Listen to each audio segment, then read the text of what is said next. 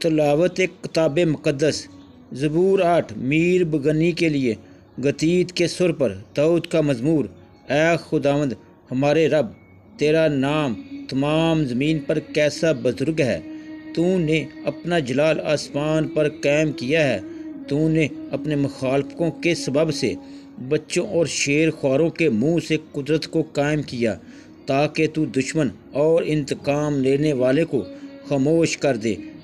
جب میں تیرے آسمان پر جو تیری دستکاری ہے اور چاند اور ستاروں پر جن کو تو نے مقرر کیا غور کرتا ہوں، تو پھر انسان کیا ہے کہ تو اسے یاد رکھے، اور آدم ذات کیا ہے کہ تو اس کی خبر لے، کیونکہ تو نے اسے خدا سے کچھ ہی کم تر بنایا ہے اور جلال اور شوکت سے اسے تاج در کرتا ہے۔ تو نے اسے اپنی دستکاری پر تسلط بخشا ہے۔